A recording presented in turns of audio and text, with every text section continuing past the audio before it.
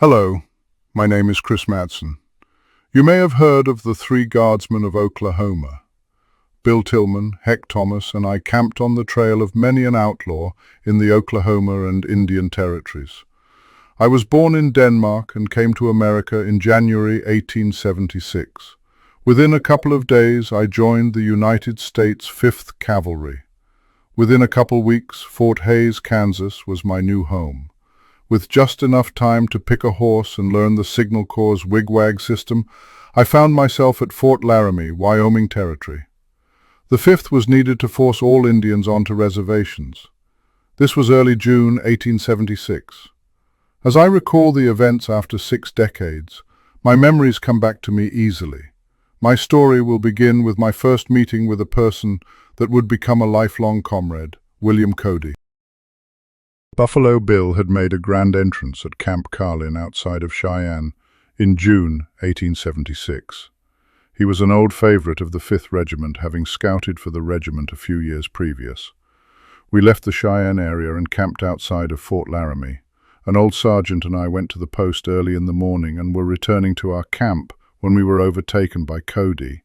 He had eventually spent the night in good company with some of the officers at the post. Early morning on the high plains, even in June, can be quite chilly. Cody was dressed only in his fancy stage suit that made him look more like a Spanish toreador than an army scout. He was shivering non-stop from the cold. The sergeant was an old friend of Cody's. We had picked up a soldier's overcoat left on the road by some overloaded fellow. I gave him the coat. Cody was glad to accept it. Cody slept off his numbness in our tent. When he got up, a handful of silver coins dropped out of his pockets.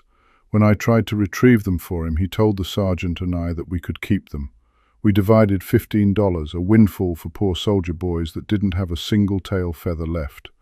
On the 22nd of June, the regiment headed north over the magnificent iron bridge. It was here I spied my first real Indian chief. To my amazement, fellow veterans pointed out Chief Spotted Tail. The chief stood on the north bank of the Platte, counting heads.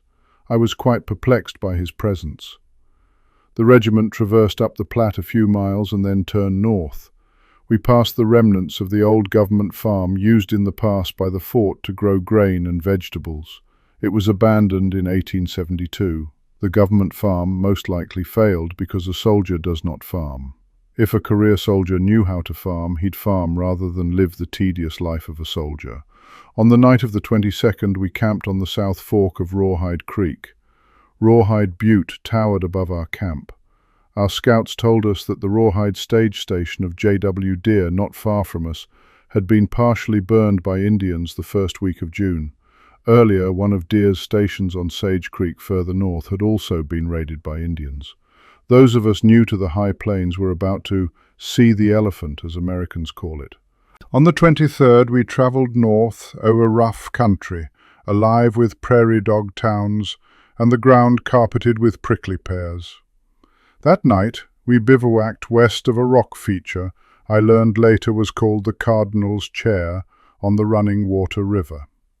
After a dusty march along Old Woman Creek, we camped along that creek on the night of the 24th.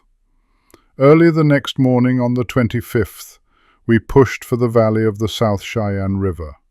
If we had been here a month earlier, we would have discovered a river with water, but late June found a stream of dust with occasional ponds of creamy soup. The valley stretched as far east and west as a man could behold, and almost as wide. Scattered cottonwoods dotted the defining banks, and the closest grass lay on far-off bluffs.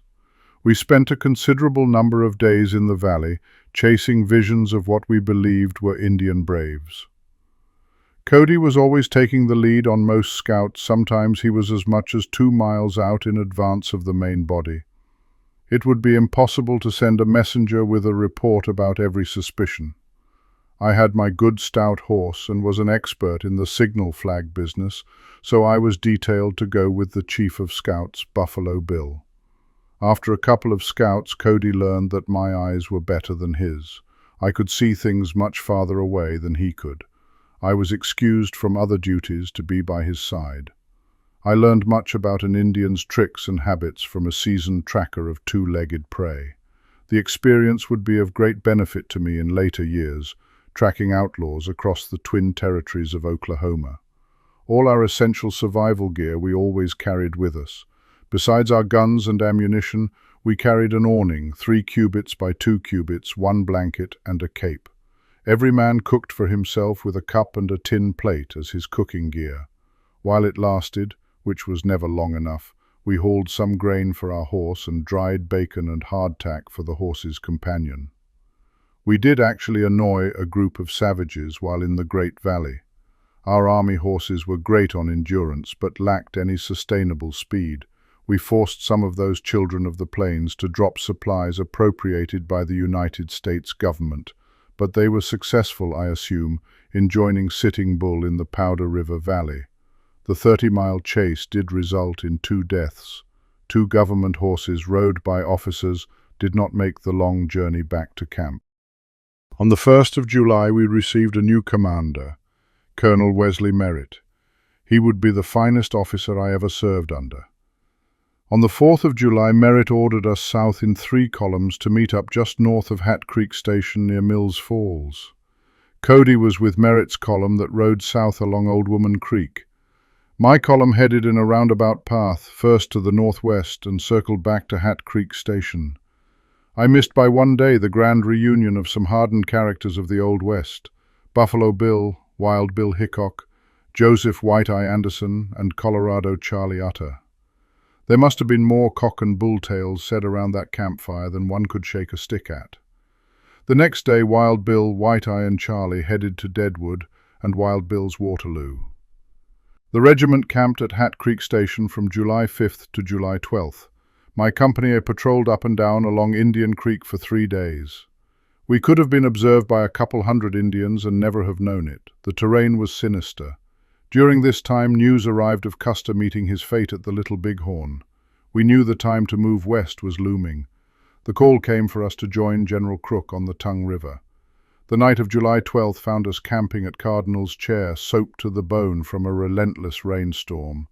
On the 13th we stopped with Rawhide Butte clearly looming on the western horizon. On the day of the 14th we made it as far as the junction of the Fort Laramie Red Cloud Agency Road and Rawhide Creek. A courier brought the news that 1,000 Cheyenne were leaving the Red Cloud Agency for the Powder River. Merritt sent Major Stanton to the Red Cloud Agency to check the situation. When on the 15th a dispatch was delivered that Indians were making their move on the 16th, we mounted at 1 o'clock in the afternoon and headed to Hat Creek Station. Late evening on the 15th we rested on the running water near Cardinal's Chair. At 3 in the morning on the 16th we moved to Hat Creek Station. Our Company A kitchen wagon had overturned on the way and we had nothing to eat. When we got to the infantry camp on Sage Creek, we received some dry bread. Daylight revealed a wagon coming as fast as horses could pull it. All hope was for a kitchen wagon. But the only things we retrieved were a couple of 100 bullets off what was an ammunition wagon. I had been suffering for a week from horrible boils, most probably brought on by a touch of scurvy. I had forgotten what a vegetable even looked like. A steady diet of dried bacon and hardtack to a stomach used to eating a civilized diet was a disaster in the making. I sat down next to a natural spring near the burnt stage station. I drank its cold, clear water as long as there was space in my stomach. It didn't matter. The fever that accompanied the boils wouldn't break. I crawled in between some bushes and hoped they wouldn't find me. I would have been happy if the Indians found me later. I knew that then I would quickly be free of my deadly fever.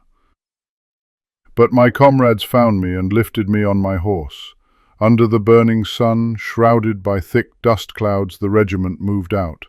With a headache that seemed like it would explode my forehead with every step my horse took, I hung on for dear life. I strained to keep myself in the saddle for the next 20 miles. At last came liberation. My horse fell into a hole, and in the fall I got such a shake-up that the biggest boils burst. In an instant, the fever and headache were over. Late in the evening we arrived at Hat Creek. I would not see Hat Creek Station until some 54 years later.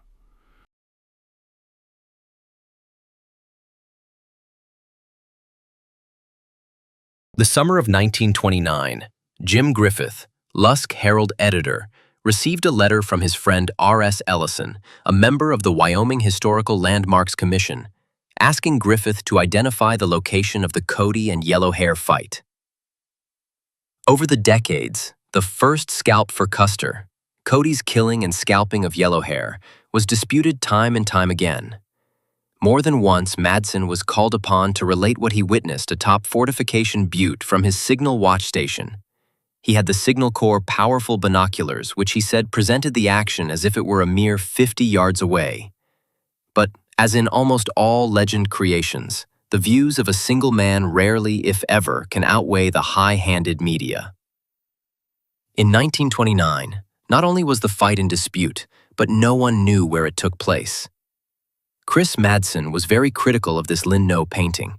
He listed in writing many inaccuracies in its presentation. When General W.C. Brown asked Madsen to point out any mistakes by the painter, Madsen replied that there were too many to name. He stated that it reminded him of a lot of drunken cowboys getting out of a western town after having a good time and running the city officers into a cave. Jim Griffith enlisted Al Runquist and Ralph Ollinger, both of Lusk, to assist him in locating the site. They soon realized that the quest would not be an easy one. Retired Brigadier General W.C. Brown joined the team assisting from his office in Denver. In July 1930, the Lusk men brought along General Charles King and United States Deputy Marshal Chris Madsen, the only living members present in 1876, to lend their memories to the search. Madsen, an old friend of Buffalo Bill, spent many summers atop Lookout Mountain after Cody's death. He was close friends with Johnny Baker, Cody's adopted son. When Madsen started from Oklahoma to Lusk in 1930 to join the group, he first stopped in Denver. From there, Baker drove him to Lusk. King, in his mid-80s, was frail, and his memory struggled to remember events and places from decades ago. Madsen, no spring chicken himself, was still robust with a sharp mind. The group were able to find the exact location, with the final confirmation coming from Madsen. The dispute over the location was agreed upon by all those involved in the hunt, even the stubborn, aged King.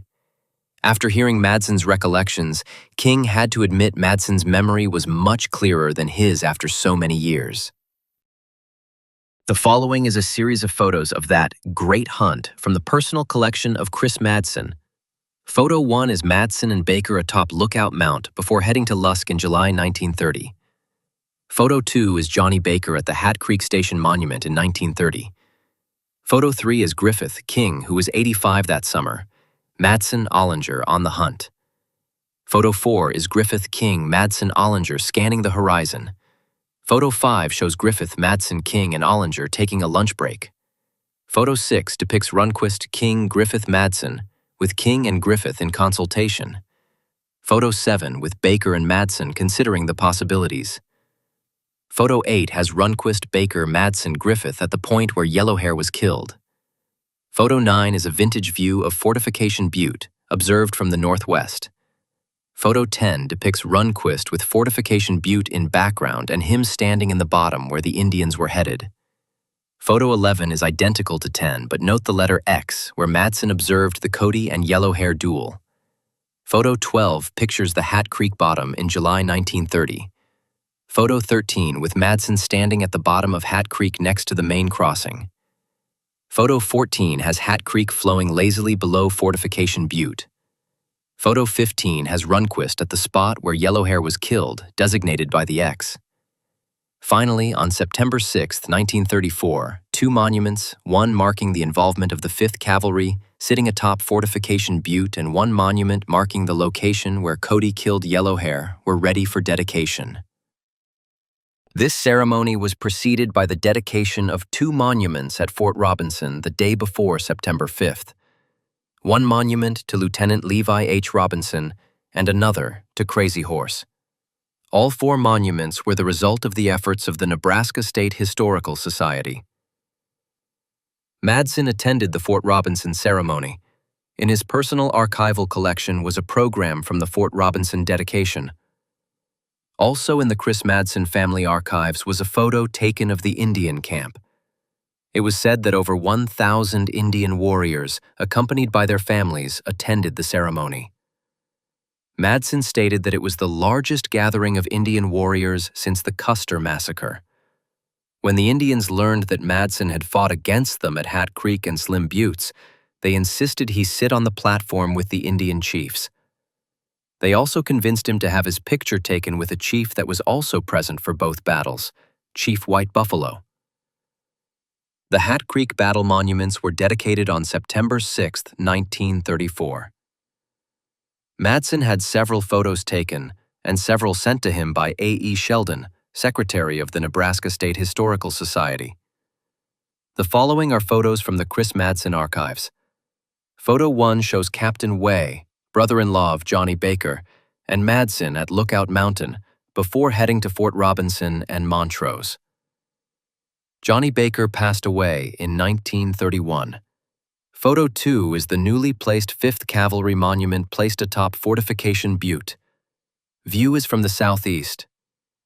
Photo 3 is the 5th Cavalry Monument placed from where Madsen watched the engagement between Cody and Yellowhair. Photo 4 is a closer view of the 5th Cavalry Monument atop the butte. View here is from the south. Photo 5 is the plaque on the 5th Cavalry Monument. The plaque honors the 7 troops of the 5th and Colonel Merritt.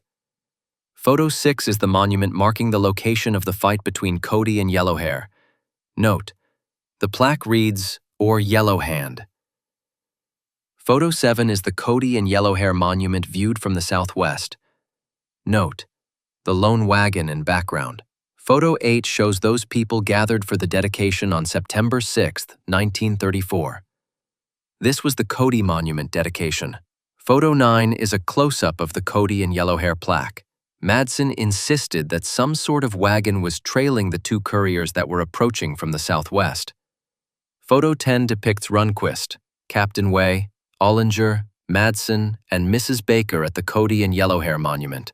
Photo 11 pictures Madsen far left and Mrs. Baker to the right of the 5th Cavalry Monument, wearing a white hat.